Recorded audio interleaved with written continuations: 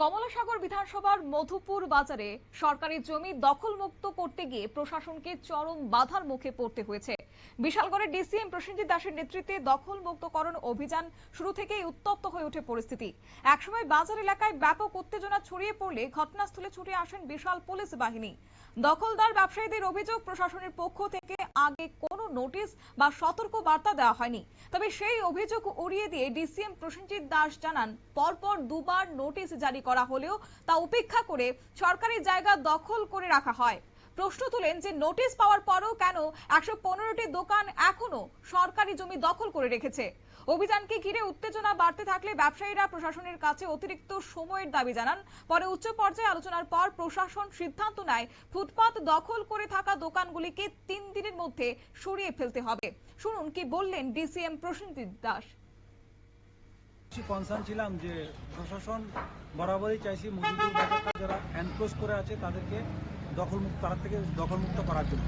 তো অ্যাকর্ডিংলি আমরা several time এ নিয়ে ফোর্থ টাইম চলছে আজকে আমরা বাজারটাকে ডিমার্কেট করি।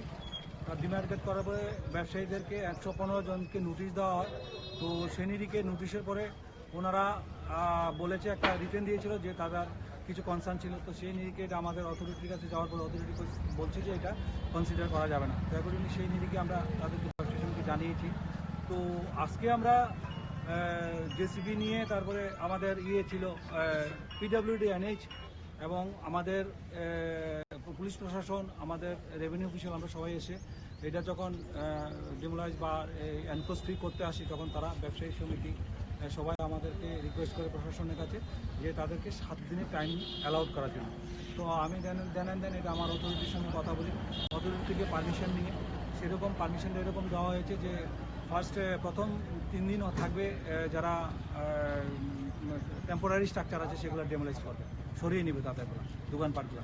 আর বাকি 7 দিনের মধ্যে যারা টেম্পোরারি পার্মানেন্ট স্ট্রাকচার আছে সেগুলো সরিয়ে নেবে। স্থায়ী নির্মাণ বা বিল্ডিং ভাঙার জন্য সেক্ষেত্রে সময়সীমা বেঁধে দেওয়া হয়েছে 7 দিন। প্রশাসনের স্পষ্ট বার্তা, নির্ধারিত সময়ের মধ্যে দখল মুক্ত না করলে 7 দিন পর কঠোর ব্যবস্থা নেওয়া হবে প্রশাসনের পক্ষ থেকে। সরকারি জমি দখল মুক্ত করার পর প্রশাসনের এই কড়া অবস্থানের পর মধুপুর বাজারে এখন চর্চার কেন্দ্রবিন্দু একটাই, যে নির্ধারিত সময়সীমার মধ্যে কি দখল সরানো হবে নাকি আবারও তৈরি হবে অচলাবস্থা।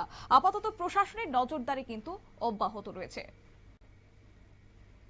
ছোট্ট একটি বিজ্ঞাপন বিরতির সঙ্গে থাকুন।